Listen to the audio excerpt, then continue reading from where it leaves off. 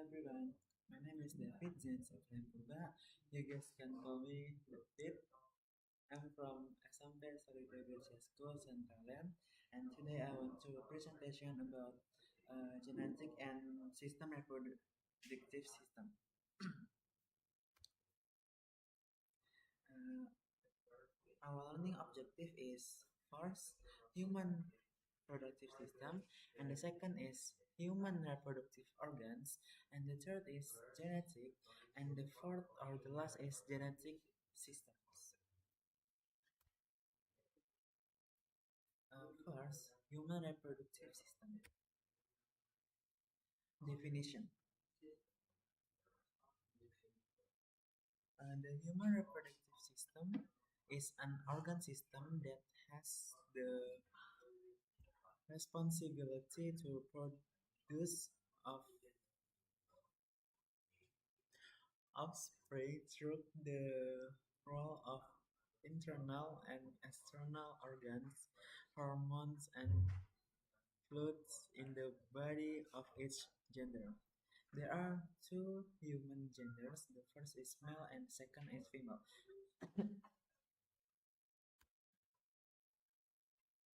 And male organs. The first there is a testes or testicles. Uh, the function is produce sperm and testosterone. And the second is epididymis. The function is stores and matures sperm. And the third is vas deferens. The function is carries sperm from the epididymis to the ejaculatory duct. And the fourth is seminal vesicles. The function is produce fluid that is part of semen. And the fifth is prostate gland. The function is produce fluid that is part of semen. And the sixth is urethra. The function is transports urine and semen. And the seventh is penis. The function is the organ that delivers sperm into the female reproductive tract during sexual intercourse. And the eighth is public bone. The function is weight transfer, pelvic stability, and protection of internal organs. And the ninth is rectum. The function is act as a temporary storage area for feces before defecation. And the tenth is ejaculatory duct. The function is transport sperm and seminal fluids from the first difference and seminal vesicles into the urethra. And the last is scrotum. The function is protect the testicles and regulate their temperature for optimal sperm production. Next. And now we're going to female organs. The first is ovaries. The function is produce eggs and female hormones are estrogen and progesterone. And the second is oviduct or fallopian tube. The function is carries the egg from the ovary to the uterus, and it's where fertilization usually happens. And the third is ovarian ligament. The function is support the ovary and uterus within the pelvis. And the fourth is uterus. The function is where a fertilized egg implants and grows during pregnancy. And the fifth is endometrium. The function is the lining of the uterus that thickens for potential pregnancy and shapes during menstruation. And the sixth is Curvis. The function is the lower, narrow the end of the uterus that opens into the vagina, and the sixth is vagina. The function is connects the uterus and surface cervix to the outside at the body, used for intercourse, the childbirth. Birth. The last is fimbrate. The catch, sorry. The function is catch the egg that one of your ovaries releases during ovulation. We're going to next slide. And there are, and this is the menstrual phase. There are fifth menstrual phase. The first is uterine shedding, uh, where the thick lining of the uterus that has been prepared for pre pregnancy is shed because fertilization does not occur. And the second is bleeding, where menstrual blood comes from the shedding of the uterine lining, uterine wall cells, and mucus. And the third is as symptoms, where women may experience abdominal cramps, back pain, mood swings, chest empty, head to chest, or other symptoms. And the fourth is hormonal change, where the hormones estrogen and progesterone decrease during this phase, which cause the shedding of the uterine lining. And the fifth is effect, effects on ovulation, where if fertilization does not occur, the luteal phase will end and a new particular phase will begin with the release of a new egg, menstrual phase. We're going to next slide. And this is and how to maintain the reproductive system. Uh, Fifth, disease of the reproductive organs. The first is HIV, the second is syphilis, and the third is cervical cancer, and the fourth is endometriosis, and the fifth or the last is prostatitis. And the fifth protect the reproductive organs. The first is maintain intimate organs hygiene. And the second is avoid casual sex and use condoms. And the third is avoid smoking and alcohol. And the fourth is eat nutritious food and drink enough water. Sorry. And the fifth is exercise regularly and avoid excessive stress. Now we're going to the next topic. The next topic is talking about genetic, a sequence to genetic cell. The first is cell, then the cell is going to nucleus, and the nucleus is going to into chromosome, and chromosome into DNA. What are genus? Genes. Genes. Genes are small units of unique information inside our cells that contain instructions for how our bodies develop and function. They code for traits like our eye color, hair color, and our height. Where do our genes live? Genes are segments of DNA located on structures called chromosomes. Chromosomes are long, thread-like structures made up of DNA and proteins. They carry many genes and are found inside the nucleus of our cells. And there are 46 chromosomes in human in our body. Next slide. What is the DNA? So, DNA is a molecule that carries genetic information in living organisms. It looks like a twisted ladder or double helix and is found inside the nucleus of our cells. DNA stands for deoxyribonucleic acid. What is RNA? RNA is a copy or a transcription of DNA. RNA stands for ribonucleic acid.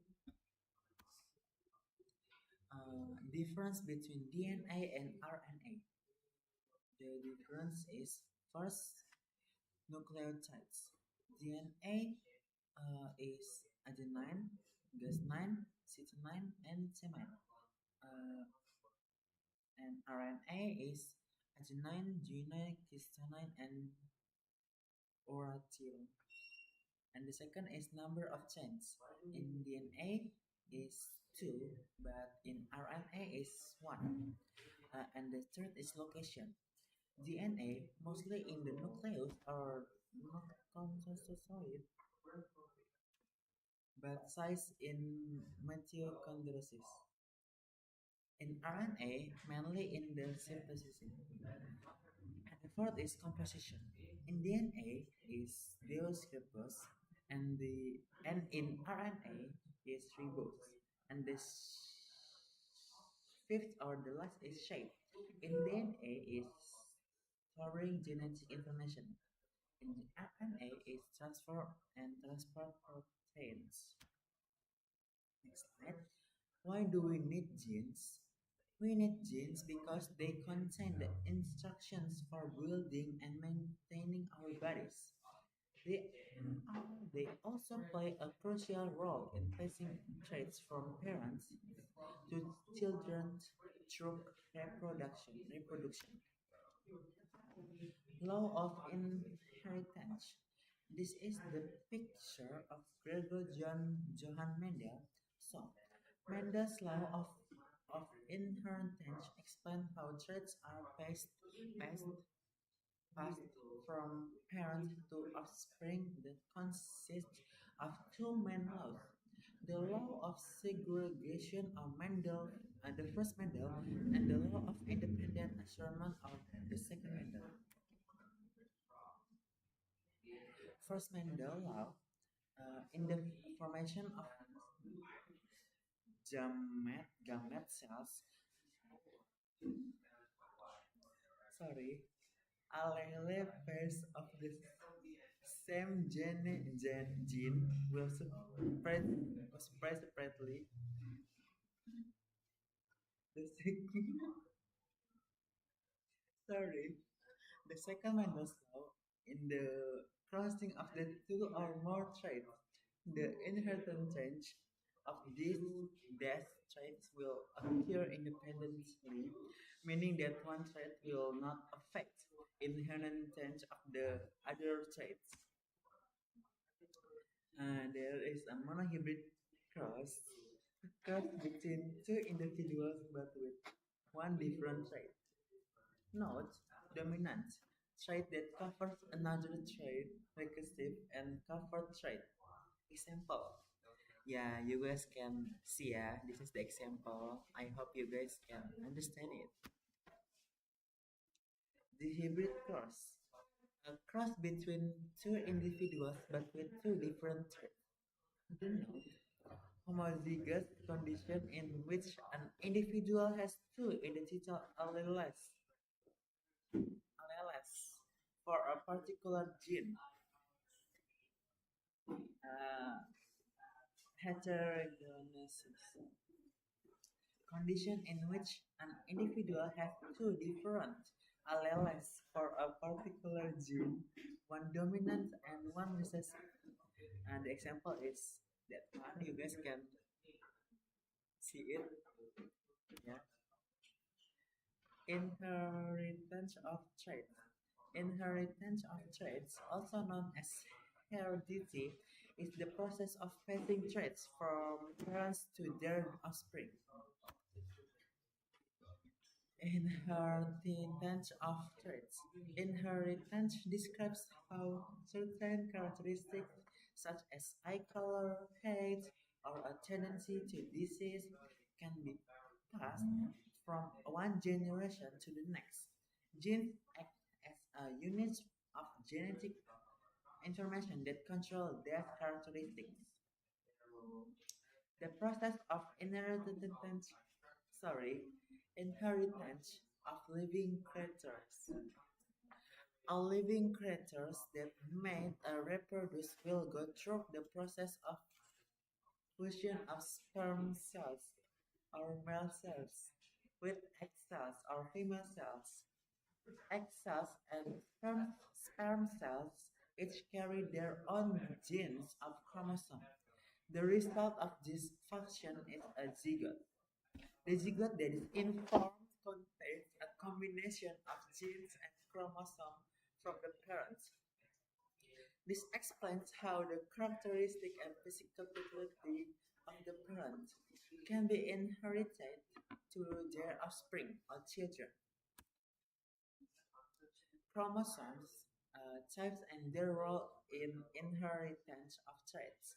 Chromosomes are first shaped like a collection of fine threads that function as carriers of genetic information from parents to their offspring, consisting of nucleic acids, namely DNA or sorry, deoxyribonucleic acid, and proteins. And this is the type of inheritance. The first is physical genetic. There are seven, sorry, six physical genetic. The first is eye color. The second is height. The third is skin color. The fourth is face shape. The fifth is hair shape, and the last is earlobe type. This is the inherited disorders. The first is sickle cell anemia. The second is hemophilia. The third is thalassemia. And the fourth and the last is color blindness. This is the conclusion. So the conclusion is the human reproductive system plays a crucial role in the continuation of life, enabling humans to reproduce and pass on genetic information to future generations. It consists of specialized reproductive organs in males and females, each with function, distinct function essentials for fertilization and the development of offspring. Alongside the physical system, genetic plays a vital part in determining inherited traits such as eye color and even the risk of certain diseases. Humans inherit genes from both parents, and these genes come in different types or forms known as alleles. The combination of these genetic types of influence that individuals' unique characteristic. Overall, overall understanding the reproductive system and genetic health helps us appreciate the complexity of human development and continuity of direct life.